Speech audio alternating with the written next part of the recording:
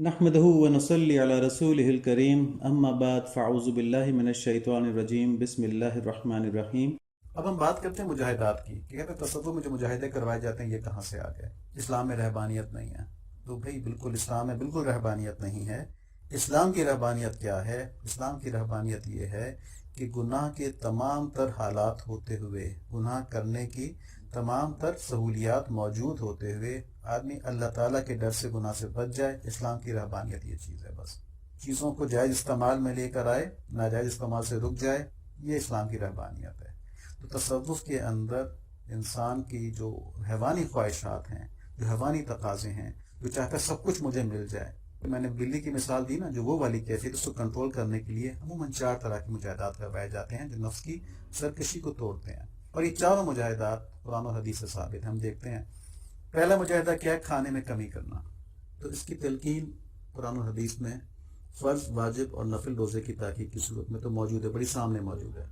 اور پھر احادیث ہیں جو کہتی ہیں کہ پیٹ بھرنا کھانے سے، بغیر بھوک کے کھانا اچھی باتیں نہیں ہیں۔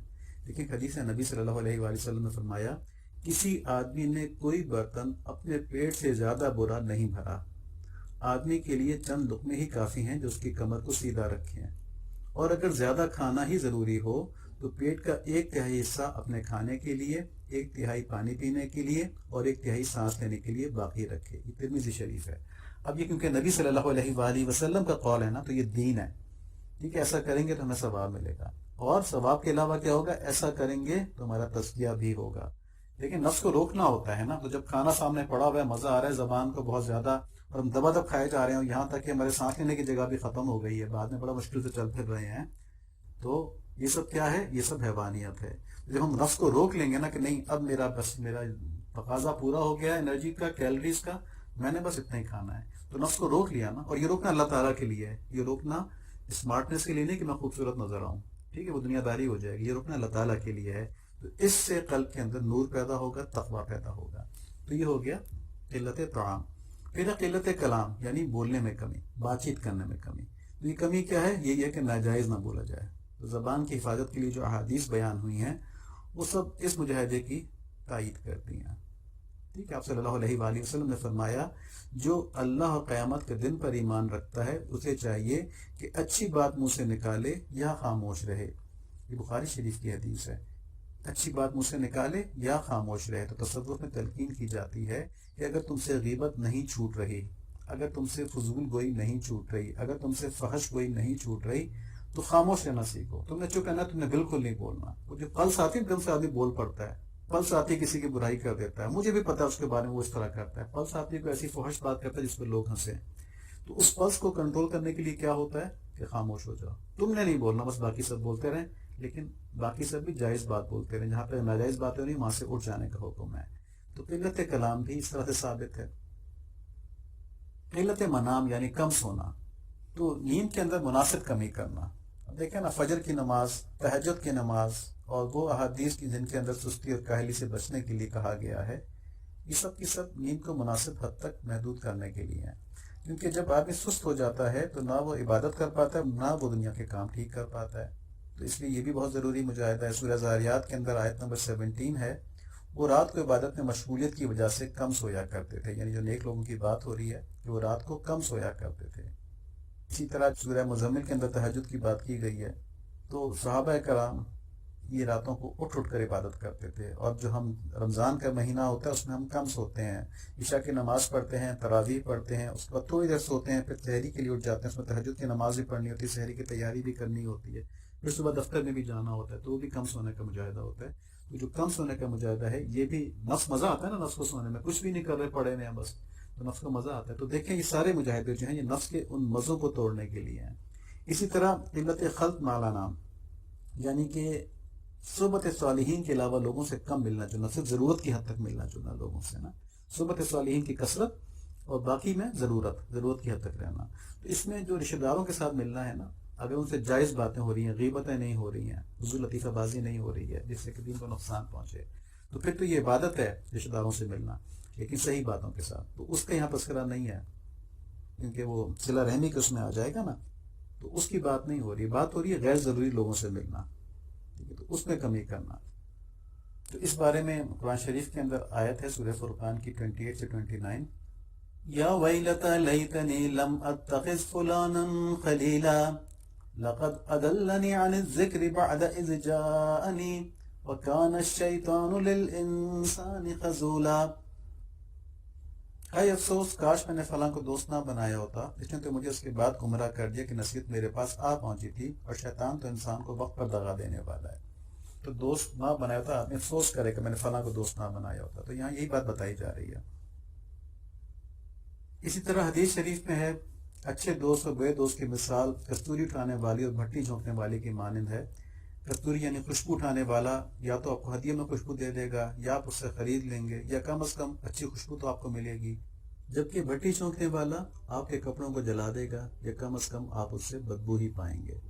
تو اس حدیث اور قرآن شریف کی آیت سے معلوم ہوا کہ برے لوگوں کی صحبت سے بچنا چاہیے، اور صرف اچھے لوگوں کی صحبت اختیار کرنی چاہیے. اور باقی صحبتیں ضرورت کے بقدر، کاروباری ضرورت ہو گئی، آدمی کی علاج معالجے کی ضرورت ہو گئی، صلہ رحمی تو خیر عبادت میں آ جاتی ہے، لیکن اس میں صرف یہ خیال رکھنا ہے کہ ناجائز باتیں نہ ہوں.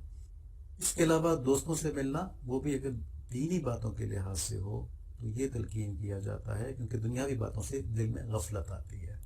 تو یہاں پر دیکھیں نا، صحابہ کرام کی زندگی کے اندر کیا فضولیات میں آپس میں بات چیت ہوتی تھی.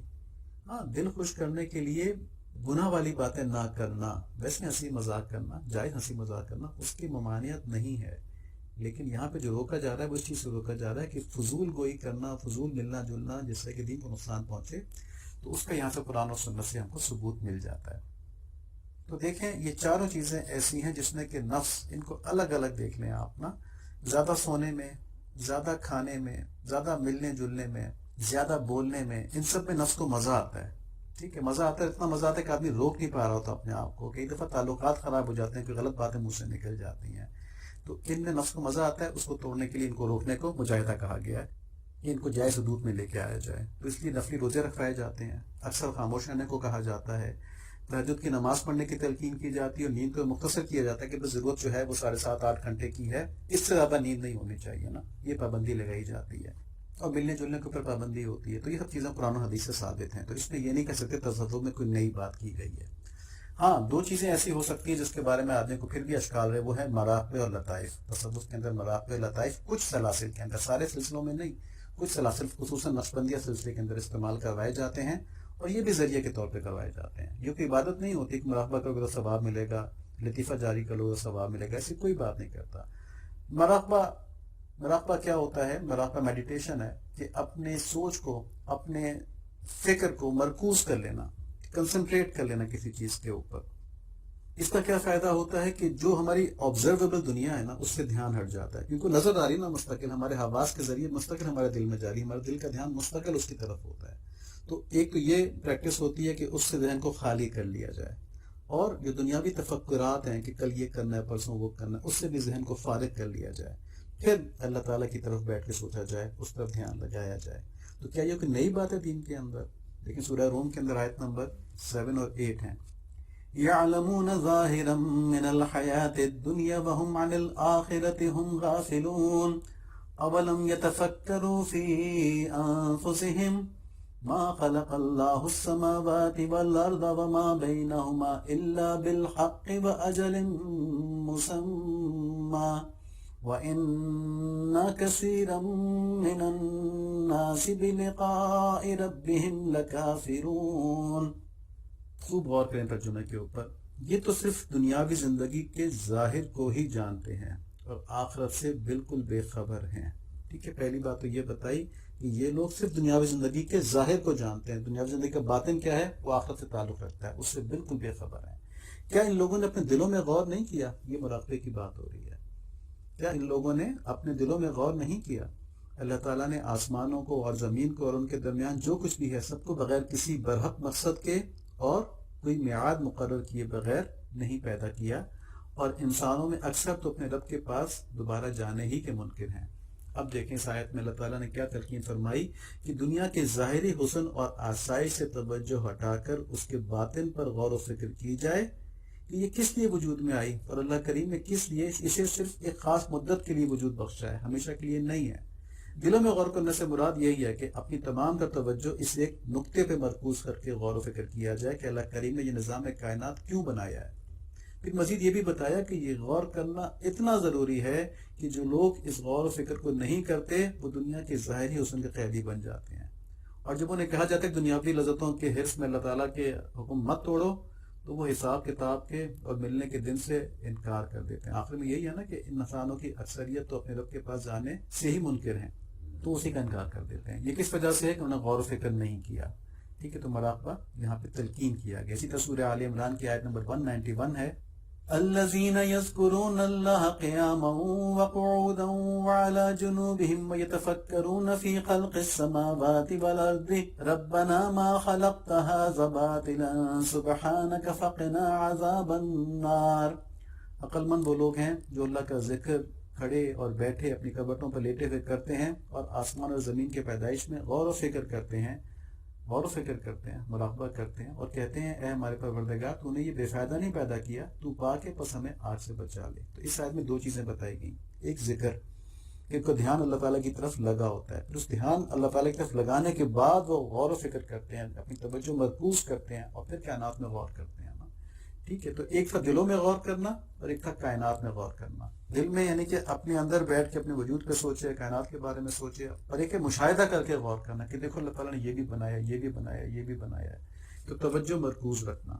ان آیات سے ہمیں پتہ چلا کہ جب آدمی اللہ تعالیٰ کو حاصل کرنے کے لیے اپنی توجہ ہر طرف سے ہٹا کے اللہ تعالیٰ کی طرف متوجہ کر کے بیٹھتا ہے تو اس کے اوپر اللہ تعالیٰ ہدایت کے دروازے کھول دیتے ہیں۔ تو یہ تو ایک بالکل جنرل ڈیفینیشن ہو گئی مراقبے کی، جس کے ثبوت قرآن شریف سے مل گئے۔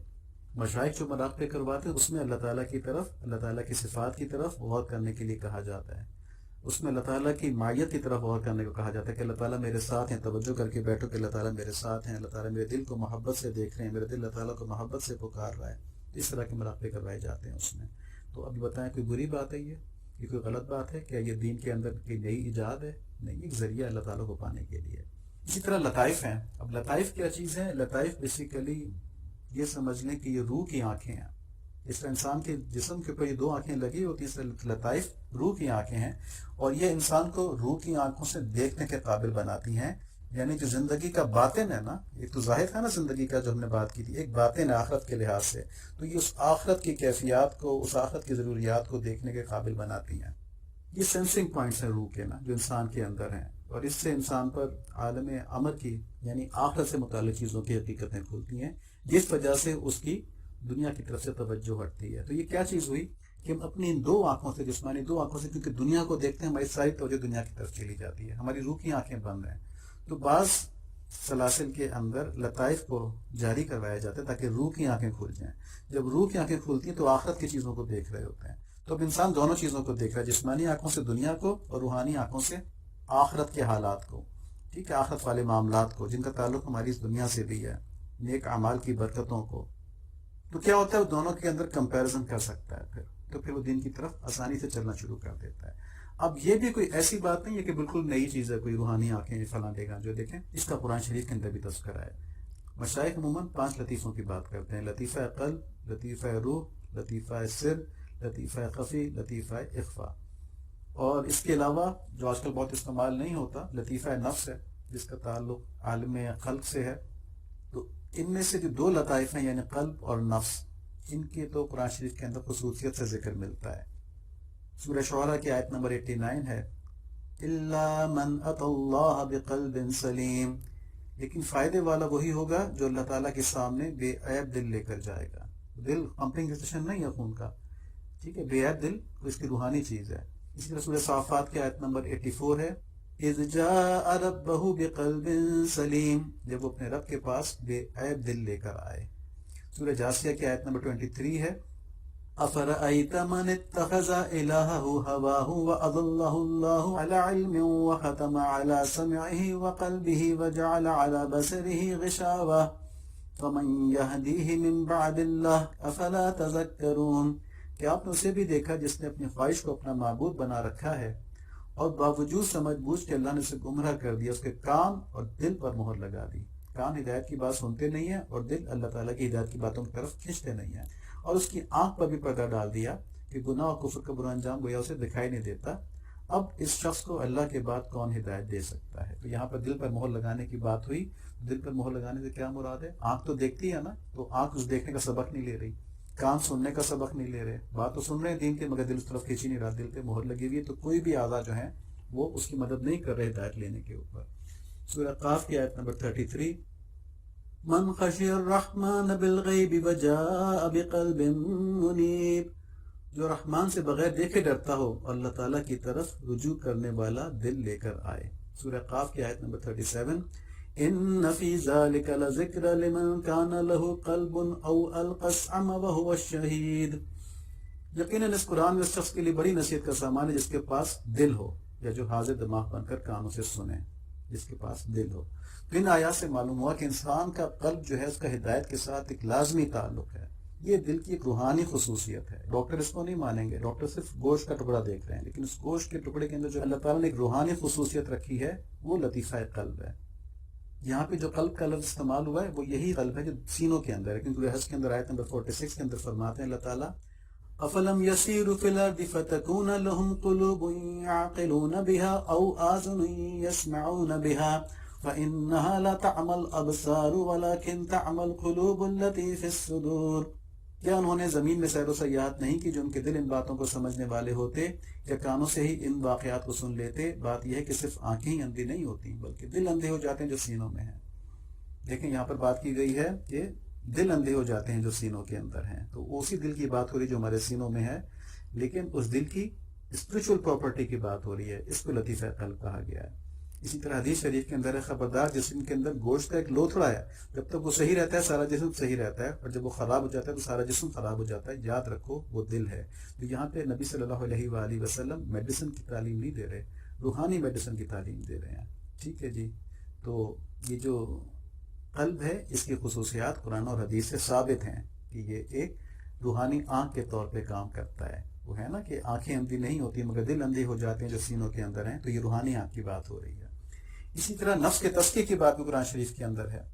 سورہ شمس میں آیت نمبر 9 اور 10 ہے، قد افلح من زکاہا وقد خاب من دساہا، کہ جس نے اس نفس کو پاک کر لیا وہ کامیاب ہو گیا، جس نے اسے خاک میں ملا رہنے دیا وہ ناکام ہو گیا.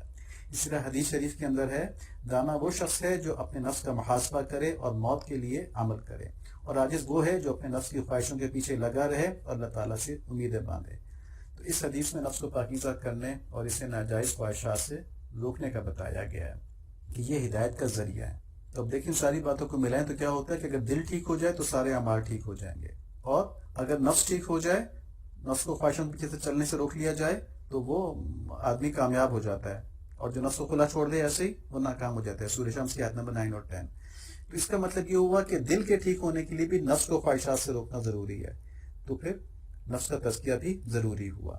اور نفس کے تزکیے کا مطلب کیا ہے کہ ناجائز خواہشات سے، حیوانی خواہشات سے روکا جائے، اس کو ضرورت سے روکنے کی بات نہیں ہو رہی. تو یہاں تک یہ ساری باتیں ہوں گی جس میں ہم نے دیکھا کہ جو تصوف کے اندر ذرائع استعمال ہوتے ہیں وہ کوئی دین کے اندر نئی ایجاد نہیں ہے، ان کی بنیادیں ساری قرآن و حدیث کے اندر ملتی ہیں، یہ موجود ہیں.